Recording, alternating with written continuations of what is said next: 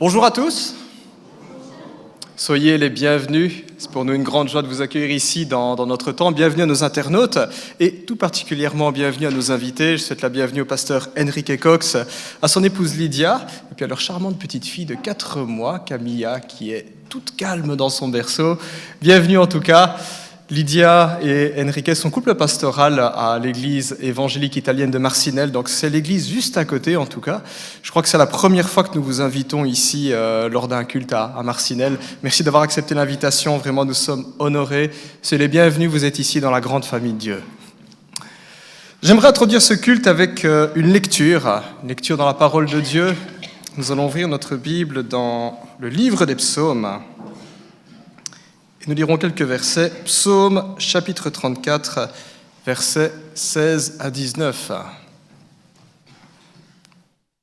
Avant d'élever nos voix à Dieu, avant de chanter, avant de prier, nous voulons écouter la parole de Dieu, puisque les chants et les prières sont toujours une réponse à ce que Dieu dit, à ce que Dieu fait en nous et tout autour de nous. Psaume 34, verset 16. Et voici ce que la Bible dit. « Les yeux de l'Éternel sont sur les justes, et ses oreilles sont attentives à leurs cris. Mais il se tourne contre ceux qui font le mal pour effacer leurs souvenirs de la terre. Quand les justes crient, l'Éternel entend et il les délivre de toute leur détresse. L'Éternel est près de ceux qui ont le cœur brisé et il sauve ceux dont l'esprit est abattu. » Amen. Nous avons choisi ce texte parce qu'il nous rappelle une vérité qui est fondamentale pour nous les chrétiens. Et cette vérité est la suivante. Chaque jour, à chaque instant, à chaque endroit, nous vivons sous le regard attentif de Dieu. Ça, c'est une chose que nous avons besoin de nous le rappeler en tant que chrétiens. On l'oublie souvent. Dieu a un regard particulier pour ceux qu'il considère comme étant ses enfants. Et en lisant ce texte, je me suis demandé, mais comment il fait Dieu pour avoir un regard particulier sur chacun ? Moi, j'ai 3 enfants. Quand on va dans une plaine de jeux, je vous assure, c'est un véritable casse-tête pour les surveiller. Ils courent dans tous les sens. Et je me dis, mais comment il fait Dieu avec les millions de chrétiens sur Terre ? Un regard particulier pour chacun. Bien, la réponse est simple, c'est Dieu. Il n'a pas de limitation. Pour Dieu, ce n'est pas un casse-tête. Pour Dieu, ce n'est pas non plus une tare. Nous regarder, poser un regard sur nous, ce n'est pas quelque chose qui le dérange. C'est un regard qui est plein d'amour. C'est un regard qui nous est favorable. C'est un regard aussi, comme on l'a lu dans la parole, qui est attentif, un regard qui est compréhensif, un regard qui est juste. Et ce matin, alors que nous nous rassemblons ici en Église pour apporter un culte à Dieu, le regard de Dieu repose encore sur nous. Et ce matin, nous voulons aussi nous tourner vers lui. Nous voulons marquer un temps d'arrêt, parce que pendant la semaine, on a 36 000 choses à faire. On regarde ailleurs, mais le dimanche est pour le Seigneur. C'est vers lui que nous voulons regarder. Je vous invite ainsi à commencer au travers d'un premier chant, et ce chant est une prière, c'est même une invitation. Le chant s'intitule « Venez le célébrer ». Pour ceux qui le peuvent et qui le souhaitent, je vous inviterai à vous lever.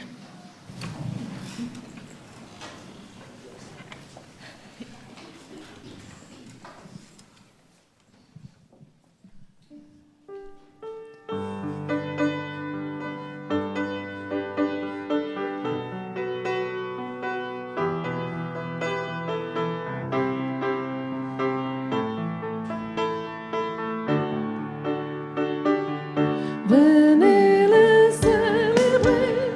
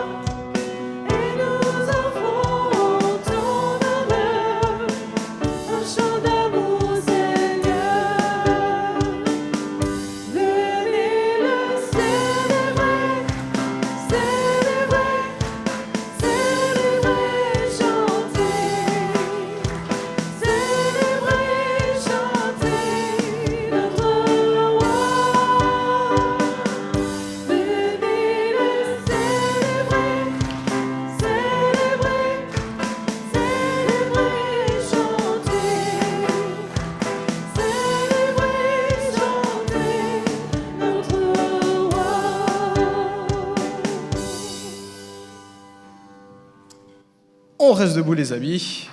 Ah. Et nous poursuivrons au travers d'un chant suivant qui s'intitule « Ô Jésus, mon Sauveur ».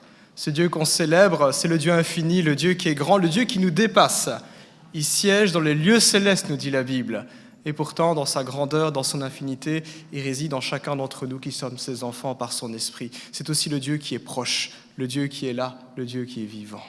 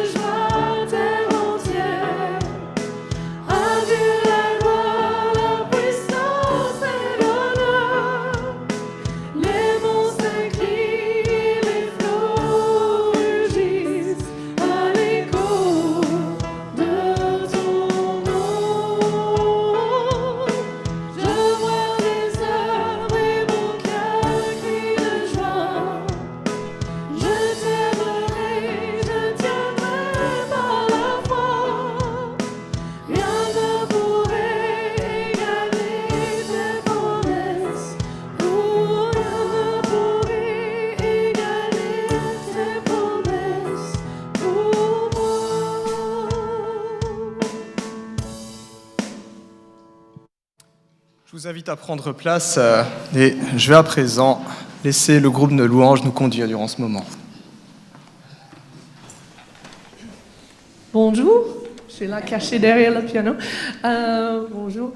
Nous allons lire dans Matthieu 12, 20 à 21. Donc ça va être affiché. Et à se rappeler, Jésus il est en train de lire justement la prophétie d'Isaïe 42. Il est en train de lire ça devant toute l'assemblée. Et donc, il nous parle de lui-même, en fait, ici. Donc, 12, 20. Donc, peut-être commencer même à 19. Il ne contestera point, il ne criera point, et personne n'entendra sa voix dans les rues. Il ne brisera point de roseaux cassés, et il n'éteindra point de lumignon qui fume, jusqu'à ce qu'il ait fait triompher la justice, et les nations espéreront en son nom. Et un peu plus tôt dans Matthieu, il y a Jésus qui parle toujours, dans Matthieu 11, 28, je vais lire. Jésus qui dit, on connaît bien ce passage, « Venez à moi, vous tous qui êtes fatigués et chargés, et je vous donnerai du repos. Prenez mon joug sur vous et recevez mes instructions, car je suis doux et humble de cœur, et vous trouverez le repos pour vos âmes, car mon joug est doux et mon fardeau léger. » Et j'aimerais qu'on se focalise sur ce Jésus, ce Dieu qui est si tendre, qui prend si bien soin de nous. Voilà, on peut tous être fatigués, mais parfois c'est pas une fatigue de corps. Parfois c'est pas qu'on a envie de dormir, mais parfois on a une fatigue d'âme, de notre cœur qui est là. Et on sait qu'on a un Dieu qui nous soulève, qui nous relève. On va chanter une chanson qui parle de Dieu qui relève les faibles. Et on sait que voilà, quand on vient à Dieu, il est là pour prendre nos fardeaux, il est là pour nous relever et pour nous encourager. Donc, venez à lui, venez à lui, nous tous, ce matin, à l'adorer, à le chanter. Je vous invite de vous lever, tous ceux qui peuvent. On va chanter « Bénis Dieu en mon âme ».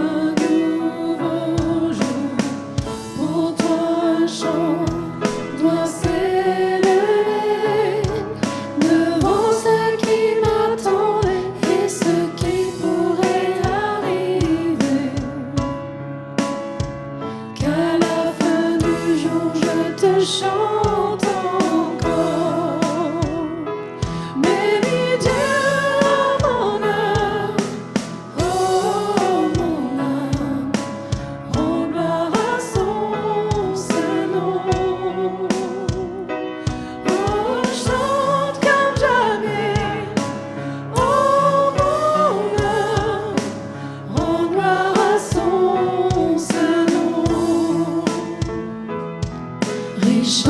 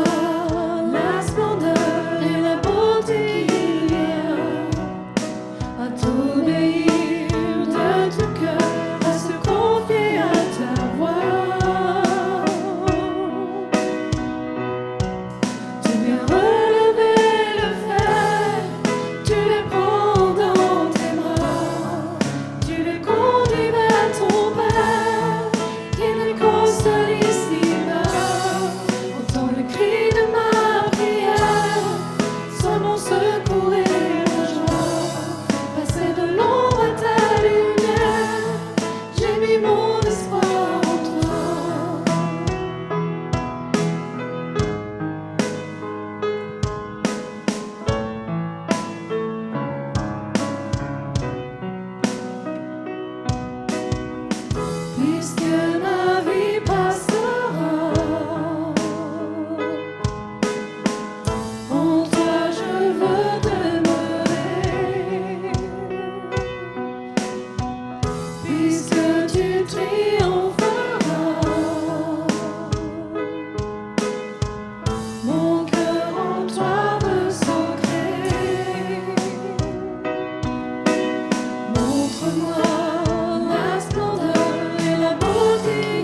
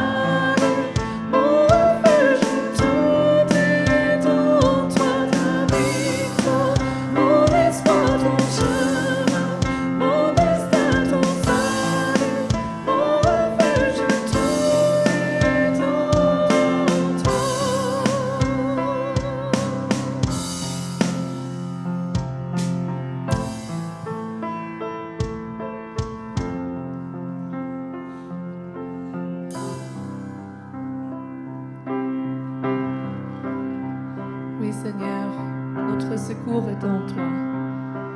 Et nous voulons le dire haut et fort, parce qu'on n'a aucun espoir sans toi, Seigneur. Mais en toi, tu vas nous libérer. En toi, tu es notre soutien. Seigneur, parce que tu es notre soutien, on peut aussi tout te donner. On peut tout se rendre. Parce que toi, tu es le Dieu qui prend soin de tout. Et on peut tout mettre entre ta main, Seigneur.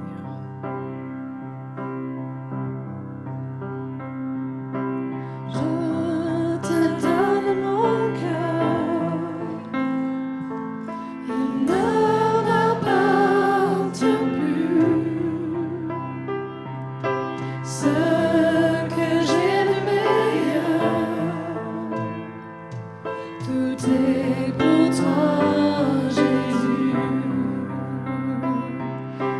Un parfum de valeur sur toi est répandu. C'est l'offrande de mon cœur. Je suis à toi, Jésus. Pour mon âme,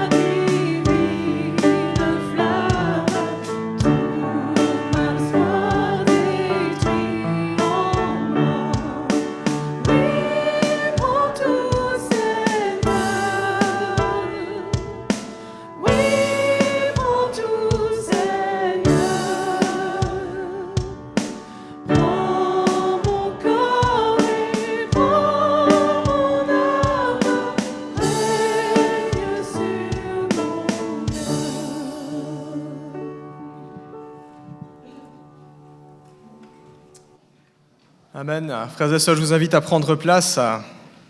Il n'y a pas de plus grande joie, n'est-ce pas, que de s'abandonner entièrement au Seigneur. Pourtant, ça fait peur pour beaucoup. De se dire s'abandonner au Seigneur, c'est que je vais tout perdre. Mais quand on perd tout avec le Seigneur, il nous donne bien plus. Bien plus. Et on se rend compte que ce à quoi on s'attachait vraiment, ça ne comptait pas vraiment.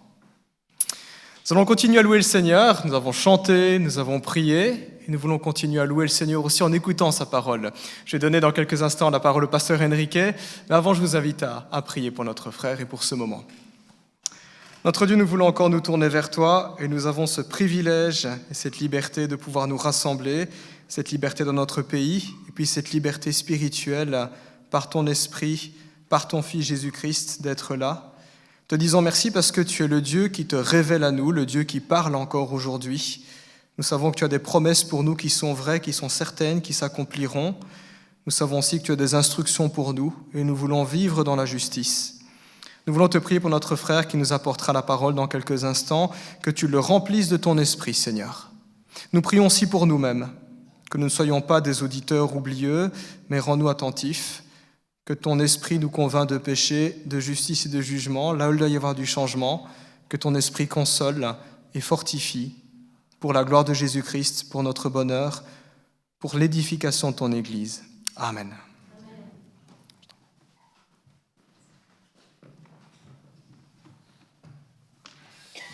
Amen. Bonjour à tous. J'espère que vous allez bien. Vous allez bien? Oui. Gloire à Dieu. En tout cas, c'est une joie d'être parmi vous ce matin, de célébrer notre Seigneur et Sauveur Jésus-Christ ensemble avec vous. Merci en tout cas au pasteur Yves pour l'invitation, ainsi que les conseils aussi également pour l'invitation, pour la confiance aussi accordée. Et pour ceux qui ne me connaissent pas, je m'appelle Enrique. Je suis marié avec Lydia et nous avons eu la joie, la grâce d'avoir, après 10 ans de mariage, une petite fille qui s'appelle Camilla.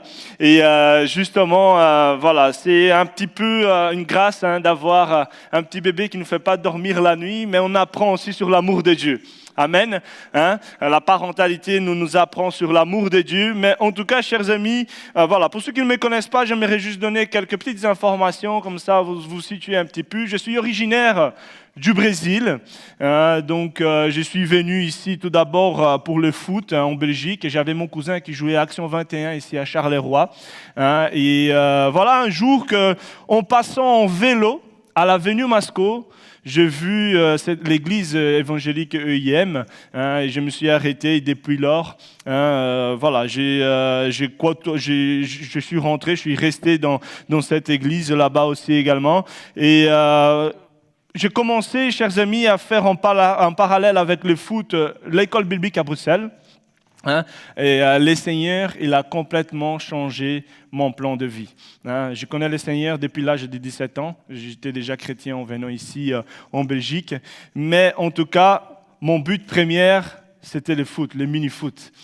Et le Seigneur, il a complètement changé ma vie. Et la parole nous dit, chers amis, dans ces passages, qu'il y a ici, comme la terre, le ciel est au-dessus de la terre, ainsi, les pensées, les plans de Dieu sont au-dessus des nôtres. Amen.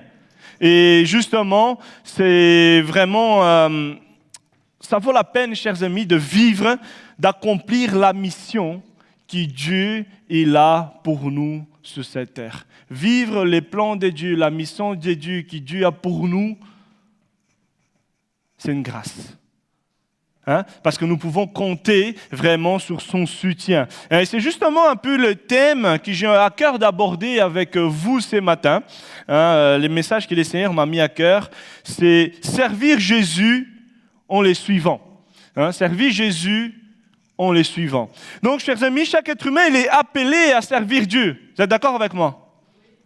Il y a un appel de la part du Seigneur à travers Jésus-Christ. Nous devons servir Dieu dans notre génération. Chacun de nous a reçu un potentiel unique, un don, un talent pour accomplir ce que Dieu a prévu dans sa mission. Et aujourd'hui, nous allons explorer 3 vérités ensemble, 3 vérités simples, mais qui concernent les services pour Dieu, qui nous permettront vraiment de mettre notre potentiel au service de Dieu, des autres, et que nous puissions, vous et moi, aujourd'hui, porter du fruit pour la gloire de Dieu. Amen. Gloire à Dieu. Donc, je vous invite à prendre vos Bibles, à lire avec moi dans dans l'évangile de Jean, dans le chapitre 12, verset 26.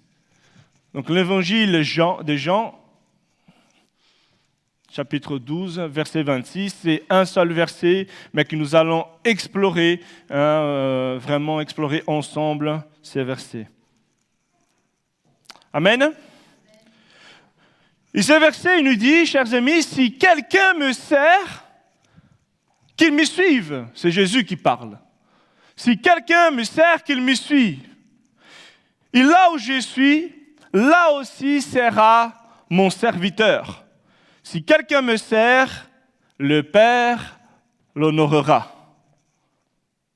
Jusque-là, on va continuer, on va justement explorer ces versets ensemble. Donc, frères et sœurs, dans Jean chapitre 12, nous pouvons voir que Jésus, il est à la veille de la croix. Il vient de rentrer à Jérusalem, et dans les versets précédents, Jésus va annoncer sa mort. Il va dire, c'est que nous connaissons ces versets bien, que nous connaissons bien, ces versets qui nous disent, tout comme les grains de blé doivent tomber par terre, il faut aussi que moi je puisse mourir afin de porter de fruits. Porter du fruit. Et puis, chers amis, dans la suite, Jésus va faire un appel radical. Il va lui dire, si quelqu'un me sert, qu'il me suive. Si quelqu'un me sert, qu'il me suive. Et cela veut dire, chers amis, que le service n'est pas une option pour le chrétien, pour les vrais disciples de Jésus-Christ. C'est son identité, c'est ce qui le caractérise. Cependant, avant d'aller plus loin, dans les 3 vérités que j'aimerais souligner aujourd'hui, j'aimerais juste souligner la richesse du mot « servir ». Dans la langue originale, dans le Nouveau Testament, nous pouvons voir cette richesse. Et en fait, il y en a 3 mots grecs de la même famille, que j'ai mis un peu entre parenthèses. Donc, il y a le mot « diakonéo », qui c'est servir, qui revient 37 fois. Le mot « diakonia », qui c'est le mot service, ministère, qui revient 34 fois dans le Nouveau Testament. Il y a le mot aussi diakonos, serviteur, servante, diacre, diaconesse, qui revient 30 fois. Nous pouvons voir que le service, le ministère, servir Dieu, être un serviteur, une servante du Seigneur, il y a une importance.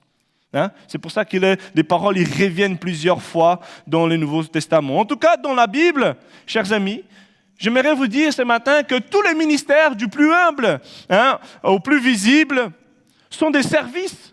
Chacun, selon les dons reçus de Dieu, est appelé à servir, à mettre en œuvre afin de faire progresser le royaume de Dieu. La Bible nous montre que le mot « servir », il a été utilisé dans diverses circonstances, d'accord, dans des circonstances différentes. Nous pouvons voir, j'ai pris plusieurs références. Vous pouvez après, en regardant les lives à nouveau, le vérifier, chaque référence si vous le souhaitez. Donc j'ai souligné quelques circonstances. Donc le mot servir est utilisé pour servir aux tables, quand nous pourvoyons aux besoins matériels et spirituels de nos frères et sœurs. Mais servir aussi, c'est accomplir des services dans l'assemblée d'une manière générale. Il y a plusieurs références. J'ai choisi donc juste deux références pour moi que je trouve assez pertinentes. Et dans les Matthieu chapitre 25, versets 44-45, nous lisons ceci. Ils répondront aussi, « Seigneur, quand t'avons-nous vu affamé ou assoiffé ou étranger ou nu, ou malade ou en prison, et ne t'avons-nous pas servi ?» Il leur répondra, « Je vous le dis en vérité, toutes les fois que vous n'avez pas fait cela, à l'un de ces plus petits, c'est à moi que vous ne l'avez pas fait. » Service pour le Seigneur. Mais aussi une autre circonstance, acte 6, verset 2, il y a les 12 qui vont convoquer donc l'ensemble des disciples, ils vont dire « Il ne convient pas que nous délaissons la parole de Dieu pour servir aux tables. » Donc, chers amis, nous pouvons voir, juste par ces 2 petits exemples, que servir, c'est donc s'occuper des repas, aider dans des tâches quotidiennes, soutenir ceux qui sont dans le besoin, contribuer d'une manière matérielle, financière au sein de la communauté. Servir Dieu, c'est mettre nos ressources vraiment au service de l'Église du royaume des dieux, afin que la parole soit prêchée. Que ce soit par une prière, que ce soit par aussi un savoir-faire manuel, ou toute autre forme de ministère. Annoncer l'évangile, prier, encourager les frères et sœurs dans la foi. Tout cela, chers amis, englobe les services pour Dieu. Donc, j'aimerais vraiment qu'aujourd'hui, on ne puisse pas réduire les services pour Dieu uniquement au fait de prêcher la parole, au fait de présider un culte, au fait de chanter, au fait de jouer un instrument. Non, il n'y a pas que ça dans l'Église. Ce n'est pas uniquement ça les services pour Dieu. Donc, justement, servir Dieu, chers amis, c'est rendre un service pour l'Évangile. Tout ce que puisse contribuer à l'avancement du royaume de Dieu, c'est un service pour Dieu. Amen. Donc, rendre un service pour Dieu, c'est exercer un ministère, un service quelconque. Et Jésus, notre modèle par excellence, il va dire, les fils de l'homme, en Marc 10, 45, les fils de l'homme est venu non pour être servi, mais pour servir. Et Jésus n'a pas fait que prêcher. Et de plus, Jésus nous a rendus capables d'être ses serviteurs. En 2 Corinthiens 3,6, il va nous dire, c'est lui qui nous a rendus capables d'être serviteurs de la nouvelle alliance. Et 1 Pierre 4, versets 10 à 11, interpellant, il va nous dire que chacun de vous utilise pour les biens des autres les dons particuliers qu'il a reçus des dieux. Donc, chers amis, tous les croyants, vous et moi, nous sommes appelés à être de diacres, de serviteurs de Dieu, de servantes de Dieu, pour le monde, mais aussi pour l'avancement du royaume de Dieu, afin d'impacter notre génération. Amen. Donc aujourd'hui, j'aimerais vraiment analyser avec vous ces versets dans le chapitre 12 de Jean, verset 26, des vérités simples, mais que j'espère que vraiment, après cette réflexion-là, vous puissiez aussi servir Jésus en les suivant. Amen. Alors, donc, la première leçon que j'aimerais en tirer de notre verset, donc c'est tout au début, nous pouvons le lire.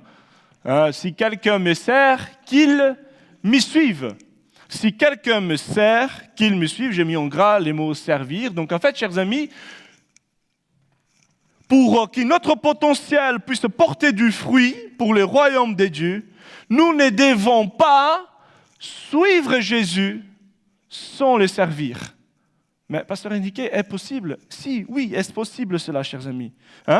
Donc, les foules, chers amis, ils suivaient Jésus. Ils admiraient Jésus. L'enseignement de Jésus, ils étaient vraiment stupéfaits de ses enseignements. Ils recevaient des miracles. Mais quand il fallait s'engager pour le Seigneur, beaucoup s'y sont retirés. Nous pouvons lire, dès ces moments, beaucoup de ses disciples s'y retirèrent et arrêtèrent de marcher avec lui, en Jean 6, 66. Dès qu'il fallait vraiment suivre les traces de Jésus, ils n'ont pas voulu s'engager. Certains n'ont pas voulu s'engager. Donc, frères et sœurs, le résultat de suivre Jésus, c'est de les servir. Mais il est possible de suivre Jésus de loin comme un spectateur. Un chrétien spectateur. Être spectateur, chers amis, c'est admirer Jésus. C'est vraiment écouter ses enseignements, ça nous plaît, ça nous fait du bien, mais on ne suit pas ses traces. Le spectateur, qu'est-ce qu'il fait bien souvent? Il applaudit. Le spectateur, il reçoit, mais il ne donne pas. Il applaudit, mais il ne s'implique pas, il ne va pas plus loin. Imaginez-vous avec moi, voilà, un stade de foot. 22 joueurs sur le terrain, 50 000 spectateurs. J'aimerais vous poser cette question ce matin. Qui est-ce qui fait avancer le match? Les spectateurs ou les joueurs qui sont sur le terrain? Je ne les entends pas. Les joueurs. Et chers amis, un chrétien spectateur, il vit dans la consommation spirituelle. Comme ces spectateurs-là lors d'un match de foot. Il attend que l'Église les nourrisse, mais n'apporte rien aux autres, comme s'il était les nombrils du monde, les centres de tout. Le problème du chrétien et spectateur, c'est un manque d'engagement. Moi aussi, j'étais spectateur chez les amis à un moment donné aussi dans ma vie chrétienne, dans ma marche chrétienne. J'aimais Jésus de tout mon cœur, oui, mais j'aimais bien aussi ma petite vie. Aller au sport, étudier, mes projets, ma vie professionnelle, me préparer. Mes combats étaient déjà assez. Ça suffisait. Je l'aimais Jésus, mais je suivais de loin. Je ne voulais pas aller plus loin, sortir de ma zone de confort. Prendre des responsabilités. Vraiment entrer dans l'engagement de l'appel de Dieu sur ma vie. Et Dieu a un appel pour chacun de nous. Parce qu'au fond, quand nous acceptons de rentrer dans l'engagement de l'appel que Dieu a pour vous et moi, chers amis, cela veut dire accepter un peu plus de stress. Accepter aussi un peu plus de pression. Et ça, je voulais éviter. Ma petite vie, c'était déjà bien. Et peut-être, chers amis, que certains parmi nous aujourd'hui s'y reconnaissent. On aime Jésus, mais on reste un peu dans les gradins. On applaudit temps à autre, mais on ne descend pas vraiment sur le terrain pour faire avancer le royaume de Dieu. Et vous savez ce qui se passe quand on passe trop longtemps en tant que spectateur, chers amis. C'est que malheureusement, on a cette tendance à être dans la critique non constructive. Plus on reste assis, plus on est tenté de juger. Et au lieu d'aider, au lieu d'aller sur le terrain, au lieu de servir, on passe le temps à critiquer et à pointer sur le doigt. Comme dans un match de foot. Plus on reste assis, la tactique là qu'il est en train d'utiliser, ça ne va pas. Les joueurs là, comme il est arrivé à être en division 1, mais il est nul, il ne sait même pas faire une passe. Certains vont dire, mais c'est une clinche. Et chers amis, on rentre aussi. On connaît mieux que tout le monde, mais on ne transpire jamais. Il y a un chrétien spectateur, chers amis, c'est pareil. Il commente la prédication. Le pasteur Yves, il a bien prêché, il a une bonne parole. Il est venu en septembre. Et c'était une magnifique parole. Il est venu aussi en septembre chez nous. C'était une magnifique parole. Mais chers amis, est-ce que nous mettons cette parole en pratique? On commente la prédication, mais on ne met pas vraiment en pratique. C'est ça, les chrétiens spectateurs. On remarque les faiblesses de l'Église, mais on ne va pas proposer son aide. Il attend donc les chrétiens spectateurs qu'on prie pour lui, qu'on prend soin de lui, qu'on lui rende visite, mais il ne fait pas de même pour les autres. Chers amis, Dieu ne nous appelle pas à remplir un banc, mais à mettre nos dons au service du corps de Christ. Est-ce que je peux entendre un amen? Frères et sœurs, c'est notre responsabilité, vous et moi, notre responsabilité personnelle d'y grandir en maturité spirituelle.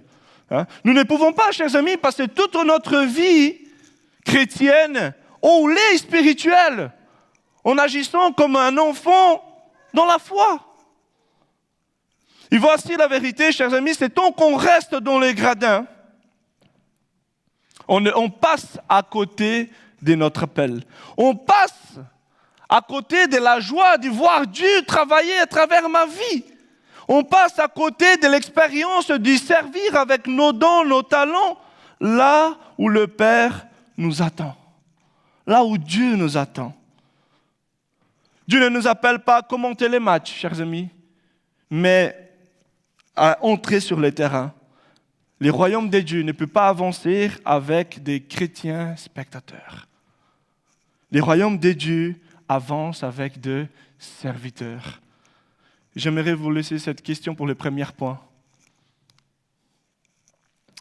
Suis-je spectateur ou serviteur dans l'œuvre de Dieu? En tout cas, Jésus nous dit, descends du gradin, rejoins-moi aujourd'hui sur le terrain, marche derrière moi, il sert avec ce que tu as. Amen.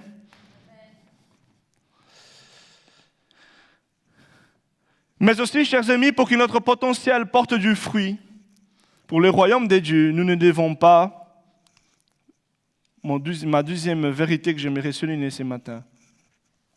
Nous ne devons pas servir Jésus sans le suivre. Permettez-moi un instant.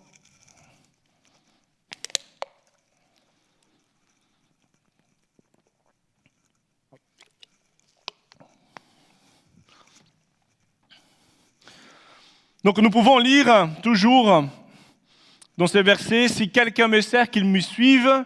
J'aimerais mettre l'accent, ce qui c'est en gras, dans la partie suivre. Parce que nous pouvons servir Jésus sans les suivre, chers amis. C'est là, ça s'appelle de l'activisme chrétien. Hein?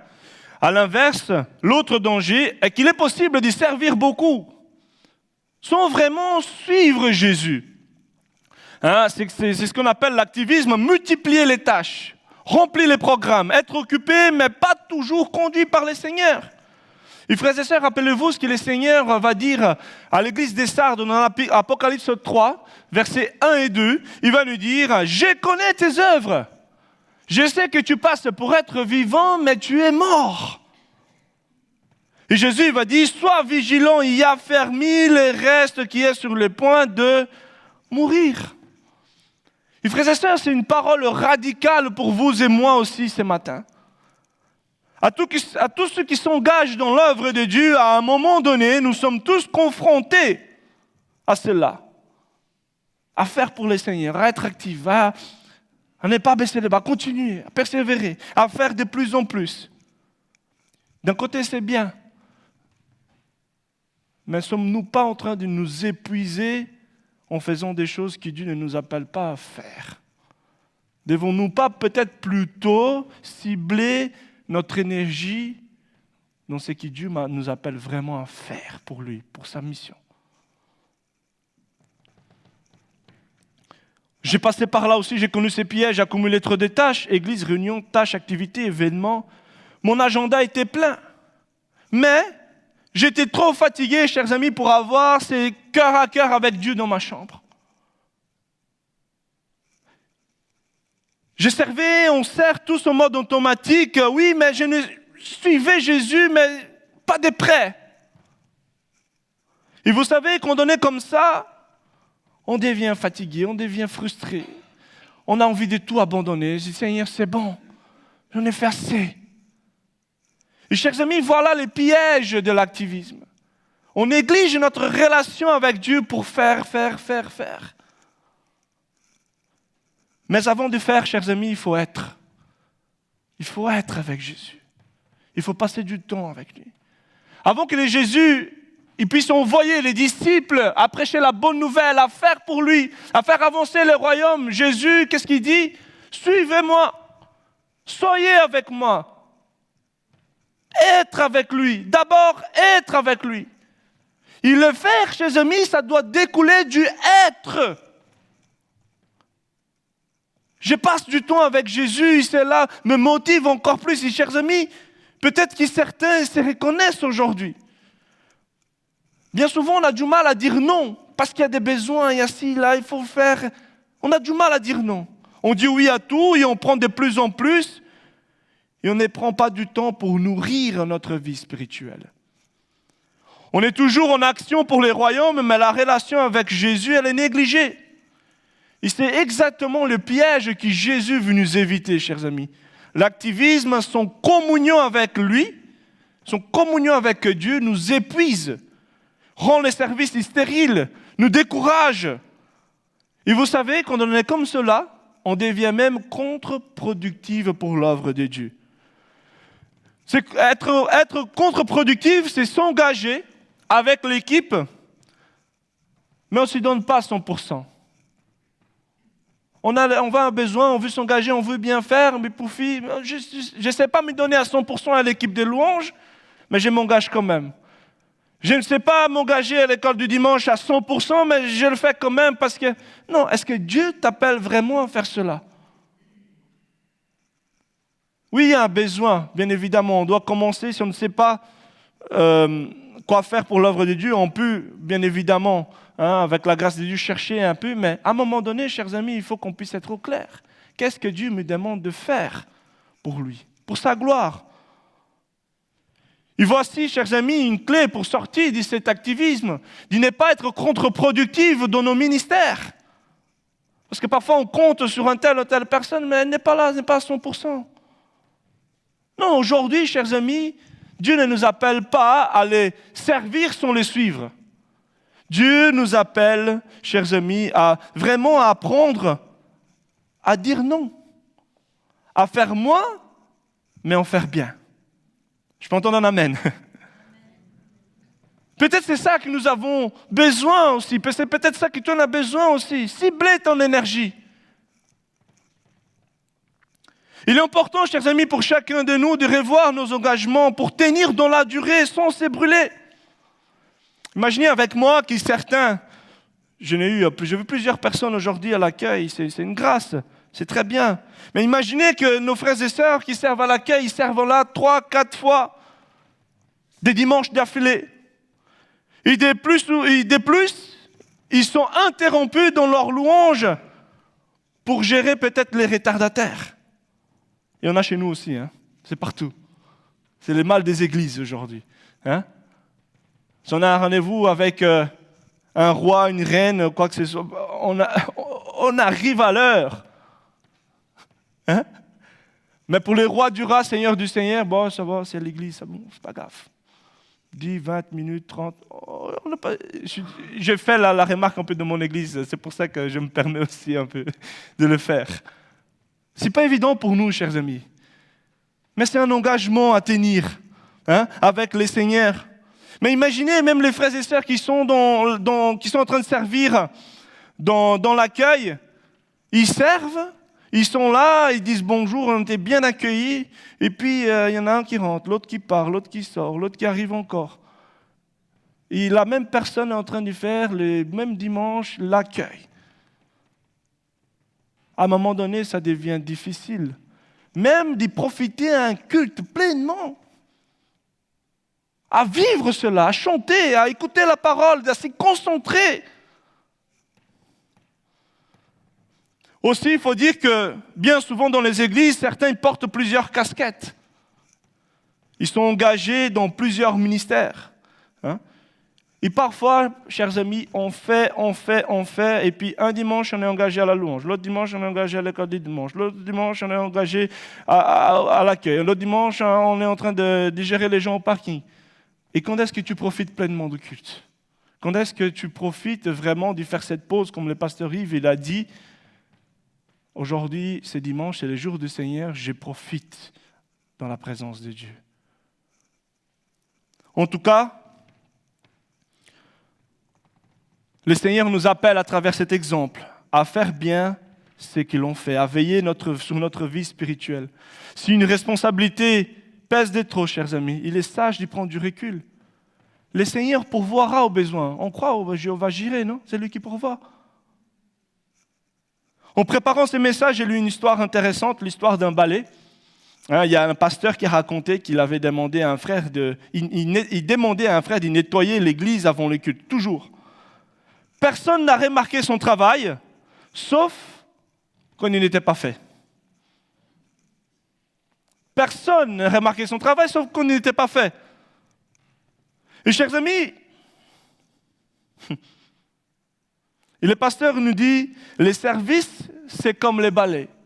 Quand il est là, personne n'y pense. Mais quand il manque, tout le monde les voit. Peut-être on a besoin d'être chamboulé parfois, pour que Dieu puisse se soulever et générer ses ailes dans les cœurs de ceux qui doivent s'engager. En tout cas, Jésus il nous donne cette clé. Ne pas servir sans les suivre. Si nous devons prendre du recul, faisons-le. Ne soyons pas contre-productifs, mais investissons-nous à 100% dans ce que le Seigneur nous appelle à faire. En tout cas, frères et sœurs, servir doit découler de notre relation avec Jésus, non l'inverse. Parfois, il faut réduire une tâche, dire non pour s'y recentrer sur l'essentiel. Ce n'est pas un échec, chers amis, mais c'est de la sagesse. Mieux vaut peu fait avec le Seigneur Jésus que beaucoup fait sans lui. En tout cas, que le Seigneur puisse nous aider à être féconds à glorifier à travers notre vie, à les suivre, à les servir vraiment en les suivant. Et ma question pour ces points, suis-je en train de courir dans tous les ministères, mais de perdre ma relation intime avec Jésus? Vous devez répondre dans votre cœur. En tout cas, chers amis, servir Jésus, ce n'est pas remplir une agenda chrétienne, mais c'est remplir son appel. J'aimerais que tu dises à ton voisin, remplis ton appel. Dis-le à ton voisin, remplis ton appel. Je sais que vous n'êtes pas habitués, désolé, mais remplis ton appel. Nous sommes tous appelés à remplir ton appel. Ce que le Seigneur t'appelle vraiment à faire sur cette terre.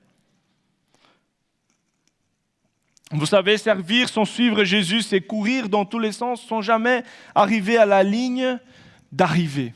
Amen. Et cela nous amène à un dernier point, mon troisième point, et que ça sera aussi mon point de conclusion.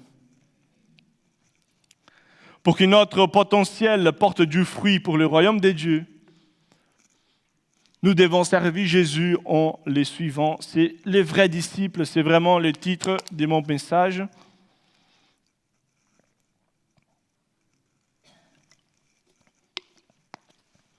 Dans la suite de ces versets, nous pouvons voir quelque chose d'intéressant que Jésus va le dire dans son enseignement.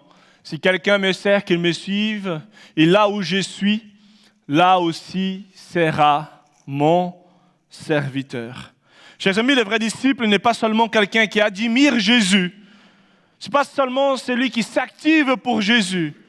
Le vrai disciple, c'est un serviteur qui marche derrière Jésus, qui suit ses traces. Jésus ajoute cette phrase qui pour moi elle est clé. Là où je suis, là aussi sera mon serviteur. Bien que nous pouvons voir de plusieurs manières ces versets-là, j'aimerais vraiment souligner peut-être cette manière de voir. Servir Jésus en les suivant, chers amis, ce n'est pas inventer nos propres œuvres. Ce n'est pas courir dans tous les sens pour lui faire plaisir. Non, c'est être là où Jésus est déjà. Cela veut dire, chers amis, dans Éphésiens 2, verset 10, il nous dit que nous sommes son ouvrage, ayant été créés en Jésus-Christ pour des bonnes œuvres que Dieu a préparé d'avance afin que nous le pratiquions. En Jésus-Christ, nous avons des œuvres qui sont préparées pour vous et moi. Mon frère, ma sœur, Dieu a déjà préparé des œuvres pour toi. Il y a une place, un terrain, un ministère, un service où Jésus t'attend. On doit juste prier et demander, Seigneur, révèle-moi ce que tu veux que j'accomplisse. Quel est ton plan? Quel est ton appel? Je veux te rejoindre sur le terrain. Dans ce qui t'a préparé déjà. Chers amis, servir Jésus et le suivant, c'est être au bon endroit, au bon moment, avec la force de Dieu qui nous renouvelle, avec les bons états des cœurs, parce qu'on cultive une vraie vie spirituelle avec Jésus. Parce qu'on cultive notre vie spirituelle avec Dieu. Moi aussi, j'ai découvert cette vérité. Quand j'ai voulu le faire par mes propres forces, j'étais fatigué, découragé, frustré. Mais quand j'ai choisi de servir là où Jésus me voulait, avec les dons que Dieu m'a accordés, en cultivant cette relation intime avec lui, j'ai senti cette force divine, une grâce particulière à chaque étape du chemin. Combien de fois on s'est dit, mais Seigneur, je ne pensais pas que j'allais arriver. Mais tu m'as soutenu. Seigneur, je ne pensais pas que je serais capable d'accomplir. Mais c'était le projet de Dieu. Et Dieu m'a donné la force, la grâce nécessaire. Même dans les moments de doute, même quand les choses étaient difficiles, je pouvais avancer parce que je savais que je n'étais pas seul. J'ai accompli l'appel de Dieu pour ma vie, la mission que Dieu m'a confiée. Et c'est ce que tu as besoin d'être au clair peut-être ce matin. Savoir ce que Dieu veut vraiment de toi. Où tu peux être vraiment efficace pour l'œuvre de Dieu.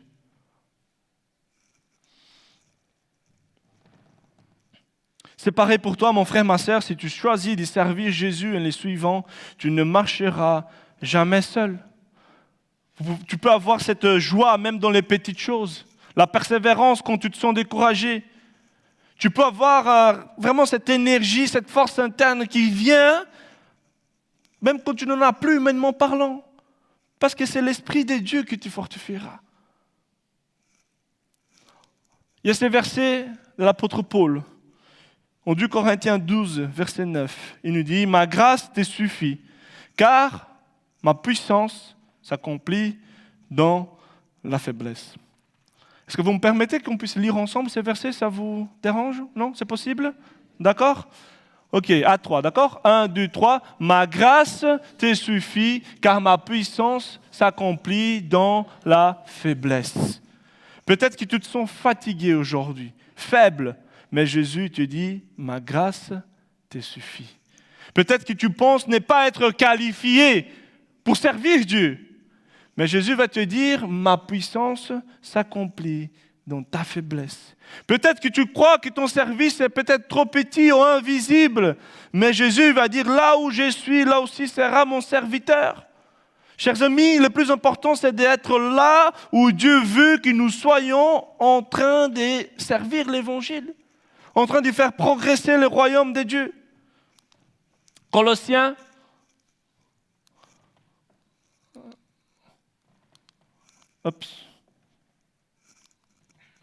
Colossiens, voilà. Colossiens 3, versets 23 à 24, il nous dit « Tout ce que vous faites, faites-le de tout votre cœur, comme pour le Seigneur, et non pour des hommes, sachant que vous recevrez du Seigneur un héritage pour récompense. » Frères et sœurs, je vous encourage. Servez notre Seigneur Jésus. Servez Dieu par amour, non par obligation. Servez avec joie, comme pour Jésus, car chaque service rendu à Dieu compte à ses yeux. Souvenez-vous de cette promesse dans la suite de notre verset, Jean 12, 26. « Si quelqu'un me sert, le Père l'honorera. » Si quelqu'un me sert, le Père l'honorera. Alors même si ton service semble petit, invisible aux yeux des hommes, sache qu'il est précieux pour Dieu. Ta récompense vient du Seigneur. Ta récompense vient de Dieu. Chaque service accompli pour Dieu, chers amis, devient comme une sémence pour l'éternité. Donc ne regarde aujourd'hui pas tes limites, mais regarde vraiment à celui qui t'y rend capable. C'est Dieu qui renouvelle tes forces, qui t'honorera au temps convenable. Posons-nous cette question. Comment puis-je utiliser mon don aujourd'hui pour faire avancer les royaumes de Dieu en cultivant cette relation intime avec Jésus? J'aimerais clôturer ce message justement juste en t'encourageant. Toi qui fais partie de cette assemblée et qui tu n'as pas encore fait ces pas concrets de servir Jésus en les suivant. Peut-être que tu viens ici dans cette église depuis un certain temps. Tu es touché par tout ce que l'église fait. Tu es touché par ce que Dieu fait, mais tu n'as pas encore osé à t'engager. Et c'est normal, j'aimerais vous dire. C'est vrai que parfois, on ne sait pas par où commencer. On ne sait pas quelle est notre place. Quelle est notre place dans la maison de Dieu? Mais laisse-moi te dire, aujourd'hui, tu as une place dans la maison de Dieu. Tu as une place, un rôle à jouer pour faire avancer le royaume de Dieu. Et je t'invite aujourd'hui, peut-être à la fin du culte ou dans la semaine, à contacter peut-être les pasteurs Yves, les responsables de l'assemblée. Pose des questions, simplement informe-toi. Découvrir les plusieurs ministères, quelles sont leurs missions. Où il y en a un besoin. Échange avec les responsables afin vraiment de peut-être discerner ce que Dieu souhaite vraiment que tu puisses accomplir pour l'avancement de son œuvre. En tout cas, chers amis, qu'on puisse garder cette vérité dans notre cœur, qu'on puisse servir Jésus, mais toujours en le suivant, toujours en gardant cette vie spirituelle, toujours en canalisant notre force dans l'appel qu'il nous a posé dans notre vie. Donc aujourd'hui, je t'encourage à faire un pas de foi, à descendre des gradins, à nous engager dans l'œuvre de Dieu. Laisse ta vie aussi porter du fruit pour la gloire de Dieu. Donc, servir, chers amis, c'est s'aimer dans l'éternité. Et cela commence maintenant, aujourd'hui. Amen. Que Dieu vous bénisse. Merci pour votre écoute. J'invite le pasteur Yves à venir pour la suite. Merci.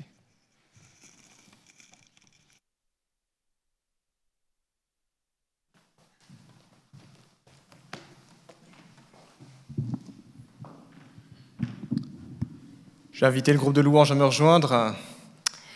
Nous remercions le pasteur Enrique pour cette parole qu'il nous a apportée de la part du Seigneur. Nous prions qu'elle fasse son chemin dans notre cœur individuellement et puis collectivement aussi dans l'Église. Entrez dans l'appel de Dieu. Je vous invite à poursuivre dans la prière, je vous invite à vous courber. Tendre Père, nous avons entendu ta parole ce matin et nous voulons l'accueillir avec foi. Nous croyons que tu es un grand Dieu qui nous appelle à accomplir de grandes choses. La grandeur n'est pas toujours là où nous le pensons, Seigneur. Et nous voulons te demander de nous donner la sagesse, le vouloir et le faire pour comprendre quelles sont les œuvres bonnes que tu as préparées dans notre vie et que tu souhaiterais que nous pratiquions. Seigneur, nous confessons que bien souvent nous sommes paresseux. Nous préférons notre confort, nos intérêts, notre gloire, nos plans, nos projets. Nous préférons qu'on nous serve plutôt que servir. Mais nous voulons nous rappeler, Seigneur, comme on l'a vu ce matin, que toi, le Fils de l'homme, tu es venu non pour être servi, mais pour servir et donner ta vie en rançon pour beaucoup. Seigneur, nous voulons être là où tu es. Nous voulons, Seigneur, goûter à cette joie d'être dans ta compagnie. Et dans cette joie, Seigneur Dieu, à pouvoir donner, à pouvoir investir dans la vie de nos frères et sœurs. Aide-nous, comme cela a été dit, à descendre de nos gradins, dans notre cœur, dans notre Église, dans nos familles, dans notre entourage. Père, tu sais que nous avons des vies aussi qui sont vraiment très chargées. Tu vois tous nos agendas, toutes les sollicitations. Donne-nous la sagesse de ne pas tomber dans de l'activisme. Seigneur, comme cela a été rappelé, nous croyons effectivement que tu as raison. Et ce n'est pas dans le grand nombre des œuvres, Seigneur Dieu, que tu es glorifié, mais dans l'accomplissement précis de ce que tu nous demandes. Aide-nous à faire le tri dans nos agendas. Aide-nous à pouvoir mettre les bonnes priorités. Aide-nous à avoir l'humilité de dire « tu as raison » et que parfois, Seigneur, nous nous trompons.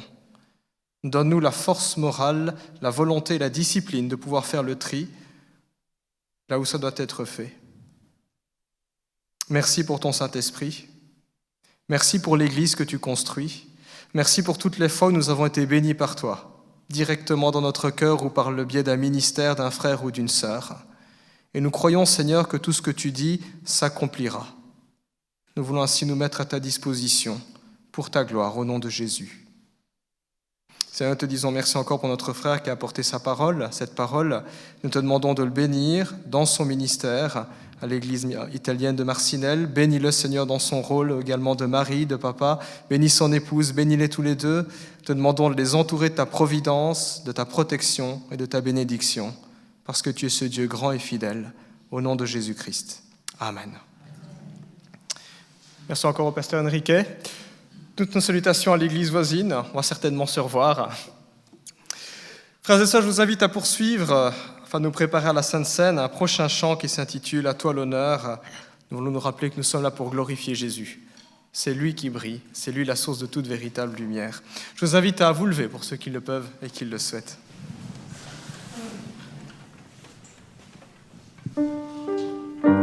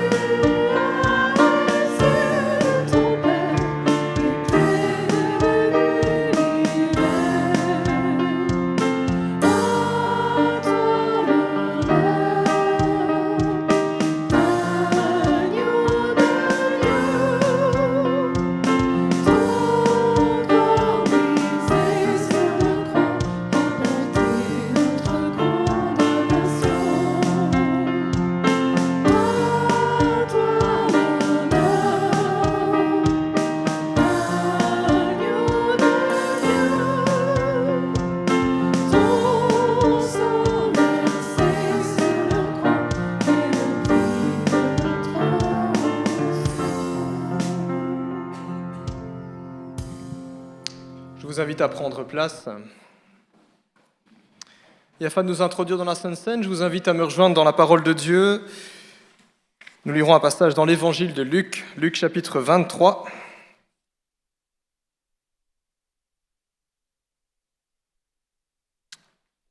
Luc chapitre 23, et nous lirons à partir du verset 32. Voici ce que nous dit l'Écriture. On conduisait aussi 2 malfaiteurs qui devaient être mis à mort avec Jésus. Lorsqu'ils furent arrivés à l'endroit appelé le Crâne, ils le crucifièrent là, ainsi que les 2 malfaiteurs, l'un à droite, l'autre à gauche. Jésus dit, « Père, pardonne-leur car ils ne savent pas ce qu'ils font. » Ils se partagèrent ses vêtements en tirant au sort. Le peuple se tenait là et regardait. Les magistrats eux-mêmes se moquaient de Jésus avec eux en disant « Il en a sauvé d'autres, qu'il se sauve lui-même, s'il est le Messie choisi par Dieu. » Les soldats aussi se moquaient de lui. Ils s'approchaient pour lui présenter du vinaigre en disant « Si tu es le roi des Juifs, sauve-toi toi-même !» Il y avait au-dessus de lui cette inscription écrite en grec, en latin et en hébreu « Celui-ci est le roi des Juifs ». L'un des malfaiteurs, crucifié avec lui, l'insultait en disant « Si tu es le Messie, sauve-toi toi-même et nous avec toi !» Mais l'autre le reprenait et disait « N'as-tu aucune crainte de Dieu, toi qui subis la même condamnation ? Pour nous, ce n'est que justice, puisque nous recevons ce qu'ont mérité nos actes, mais celui-ci n'a rien fait de mal. » Et il dit à Jésus « Seigneur, souviens-toi de moi quand tu viendras régner. » Jésus lui répondit « Je te le dis en vérité, aujourd'hui, tu seras avec moi dans le paradis. » Amen. Jusque-là, la lecture. Beaucoup de choses à dire dans ce texte. J'irai vraiment à l'essentiel. Nous retrouvons au mont Golgotha. Le Christ est en croix. À sa gauche et à sa droite, il y a 2 criminels. Et le texte démarre avec un tableau qui est sombre. C'est une vraie partie de rigolade. On se moque de Jésus. Il n'y en a pas un qui ne rigole pas. Ça amuse. Ça divertit la foule, les responsables religieux, et même les 2 brigands qui sont crucifiés, qui sont suspendus, qui ont comme Jésus les pieds, les mains, troués par des clous.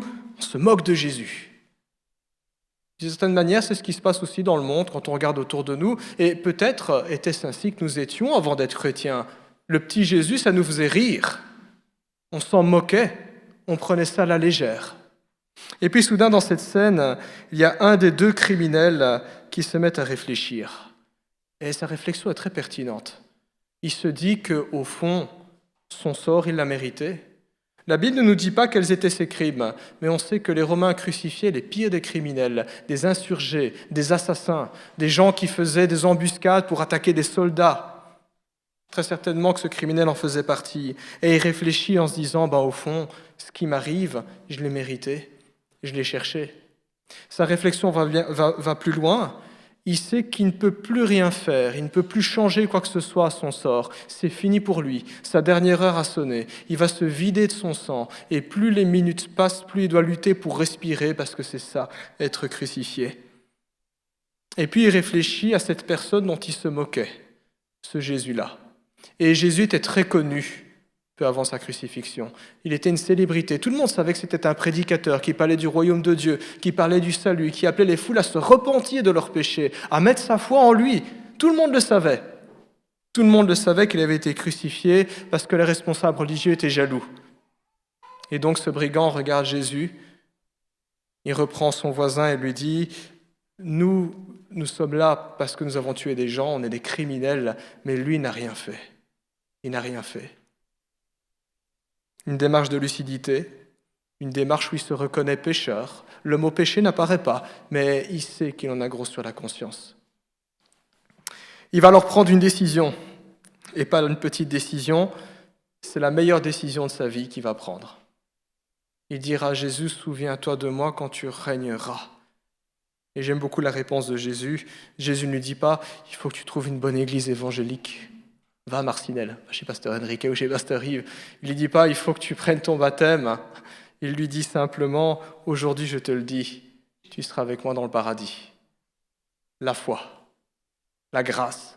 Il n'a pas eu le temps de faire de bonnes œuvres, il n'a pas eu le temps d'être un bon chrétien, juste la confiance. Croire que ce Jésus-là qui est innocent, croire que ce prédicateur, croire que celui qui a affirmé « Je suis le Fils de Dieu », qui ressuscitait des morts, croire que lui peut faire quelque chose pour moi, pour un pauvre criminel, pour un pauvre meurtrier comme moi. Dans ce texte, nous voyons que Jésus veut sauver ce pécheur-là. ce rebut de la société, ce criminel, Jésus veut le sauver. Et ce texte nous montre aussi que Jésus veut sauver chacun d'entre nous. C'est son désir. C'est pour ça qu'il est venu sur terre. Jean 3,16 nous dit « Car Dieu a tant aimé le monde qu'il a donné son Fils unique afin que quiconque croit en lui comme ce criminel ne périsse pas mais qu'il ait la vie éternelle. » Et Jean 3,17 nous dit « Jésus n'est pas venu sur terre pour juger mais pour sauver. » C'est sa mission. Le Seigneur veut qu'un maximum vienne à lui. Mais ce n'est pas simplement que Jésus a de bonnes intentions et qu'il est incapable de sauver. Jésus peut sauver ce criminel. Et voilà certainement ce qui est bluffant dans cette scène. Nous avons un Christ en croix, ce qu'il y a de plus faible, de plus honteux, quelqu'un qui est en train d'agoniser. Et pourtant, la Bible nous dit que c'est l'instant le plus glorieux parce que c'est là qui sauve le pécheur. C'est là où tous ceux qui ont cru en Jésus passent de la mort à la vie, des ténèbres à la lumière, de Satan à Dieu. C'est le cœur de notre délivrance, le cœur de notre pardon, le cœur de notre adoption, le cœur de notre justification.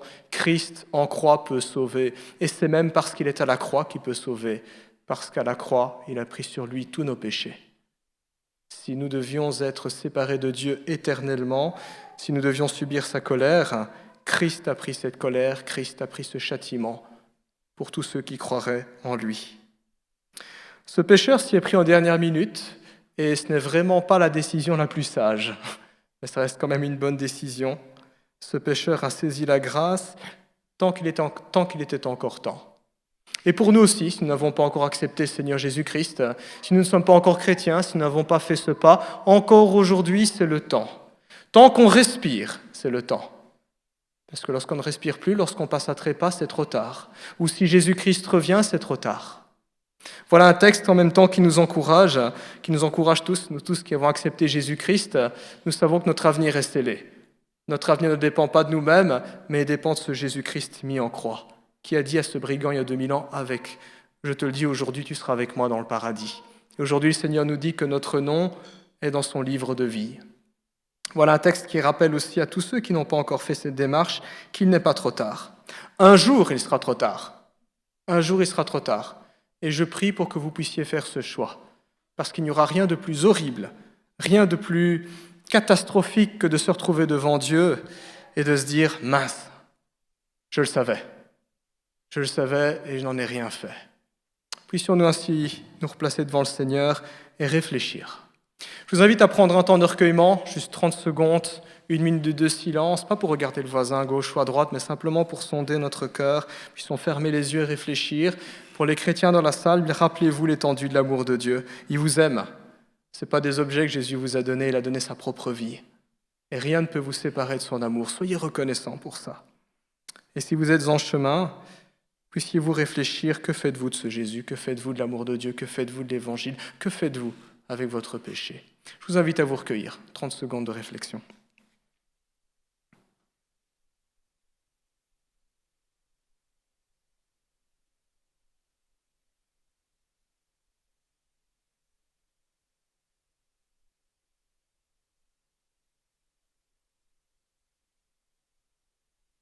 Alors que ta parole est ouverte, alors que nous avons relu ce passage de Luc 23, nous voulons par la foi nous replacer devant toi, Seigneur Jésus. Nous voulons t'exprimer notre affection, notre reconnaissance, notre respect, notre crainte, notre admiration, notre louange, notre adoration, parce que tu as fait ce qu'aucun autre avant toi n'avait accompli et ne pourra accomplir. Tu nous as sauvés, tu as pris nos péchés. Nous ne le méritions pas, Seigneur, nous ne le méritions pas. Mais tu l'as fait en raison de ton amour et de ta justice. Alors nous qui sommes ton peuple, comme tu nous l'as ordonné, Seigneur, nous voulons nous en rappeler. Nous ne voulons pas n'oublier. Nous voulons vivre de ta vie, dans ta mort et dans ta résurrection.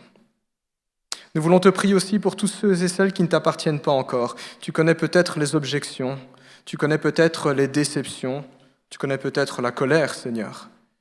Nous te demandons d'apporter consolation là où c'est nécessaire. Nous te demandons de mettre conviction de péché là où c'est nécessaire, d'ouvrir les yeux, de toucher les cœurs, parce que nous proclamons encore aujourd'hui que Jésus sauve, Jésus guérit, Jésus délivre, Jésus justifie. Que ta parole se répande ainsi dans les cœurs pour ta gloire et pour notre bonheur, au nom de Jésus. Amen.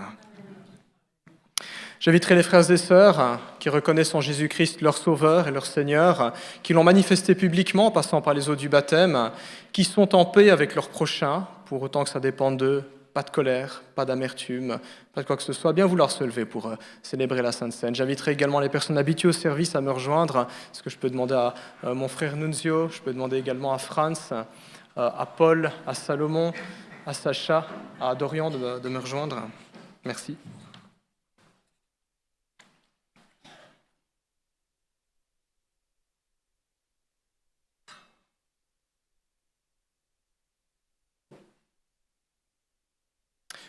Nous trouvons dans la Sainte Seine un repas symbolique qui a été institué par le Seigneur Jésus-Christ, peu avant la croix, peu avant sa passion, peu avant son arrestation.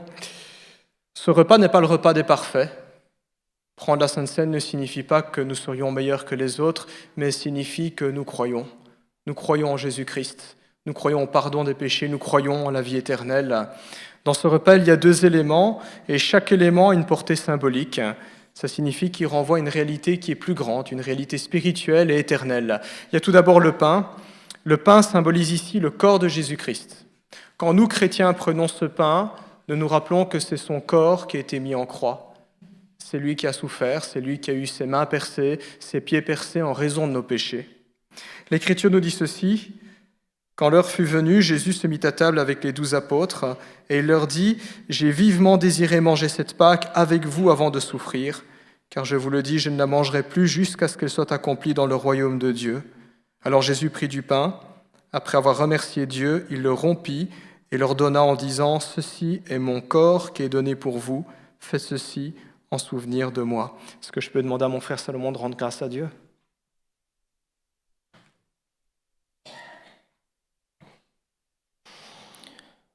Merci Seigneur, car tu es le vrai pain descendu du ciel. La parole faite chair, Seigneur, pleine de grâce et de vérité qui a habité parmi nous. Merci Seigneur, car par ton corps parfait que tu as offert en sacrifice, nous avons la paix avec Dieu. Gloire à ton nom. Amen.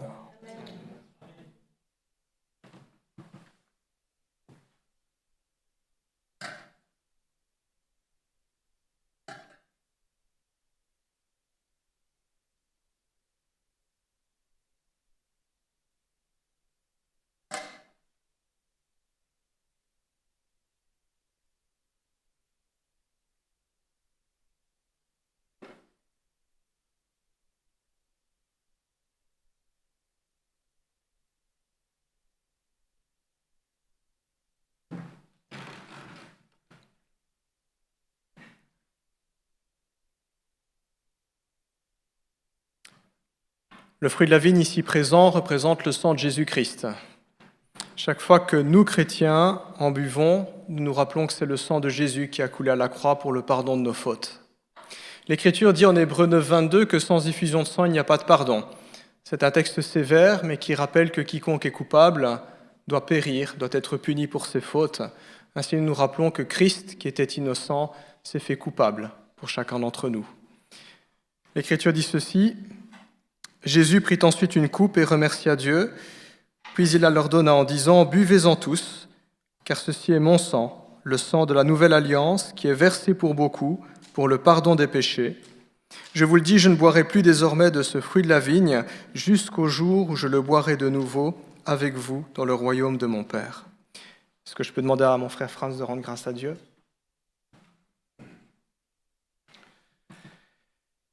Seigneur, nous venons devant toi comme des pécheurs repentis.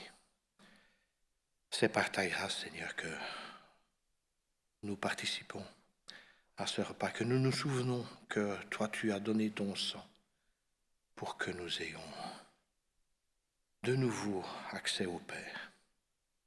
Bénis, Seigneur, le fruit de la vigne qui symbolise ce sang que tu as versé par amour pour chacun de nous. Amen.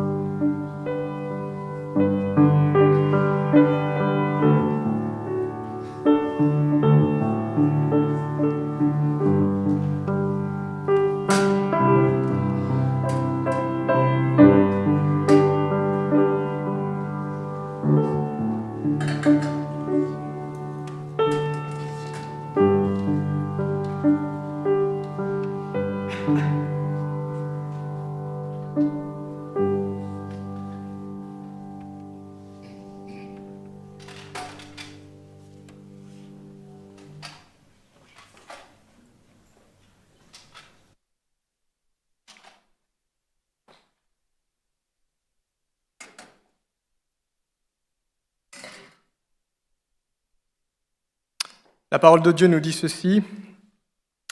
En effet, toutes les fois que vous mangez ce pain et que vous buvez cette coupe, vous annoncez la mort du Seigneur jusqu'à ce qu'il vienne. Frères et sœurs, nous proclamons que Christ est mort, Christ est ressuscité et Christ revient bientôt. Amen.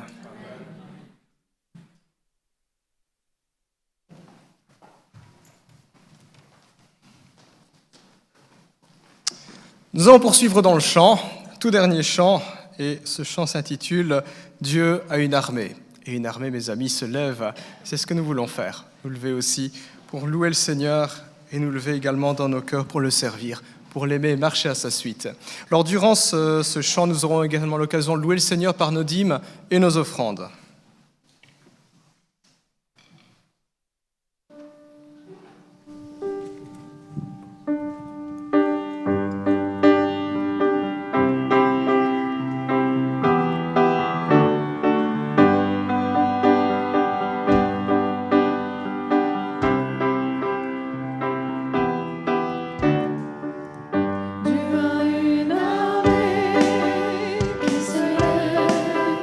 Pour lui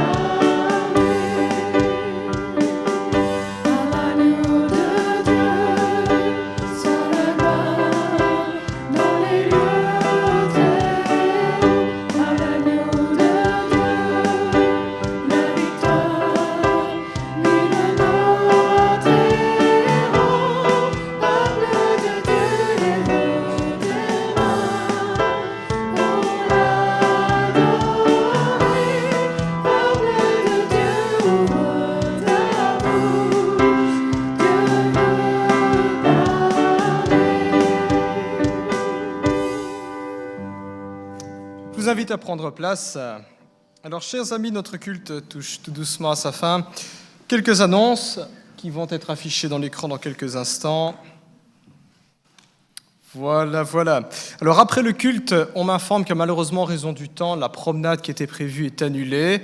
Donc, ceux qui sont toujours motivés pour une promenade, n'hésitez pas à trouver Jacob pour donner vos idées.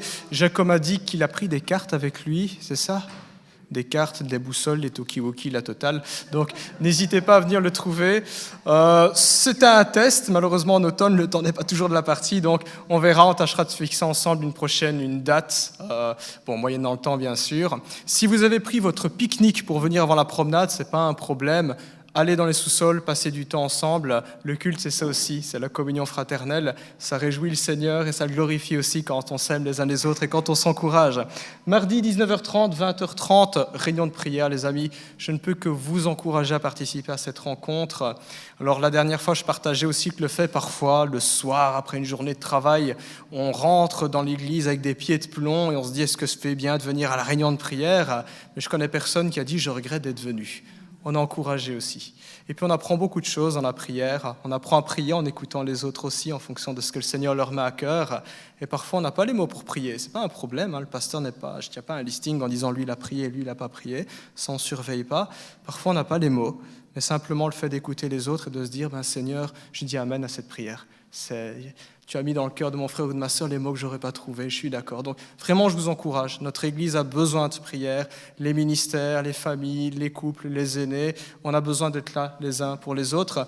Et puis, les 3/4 des informations concernant la vie des uns et des autres, en fonction de ce qui a été partagé, bien sûr, c'est surtout à la réunion de prière qu'on peut vraiment être au courant et qu'on apprend que, tiens, tel frère, telle sœur est confronté à telle situation et on sait précisément pourquoi prier.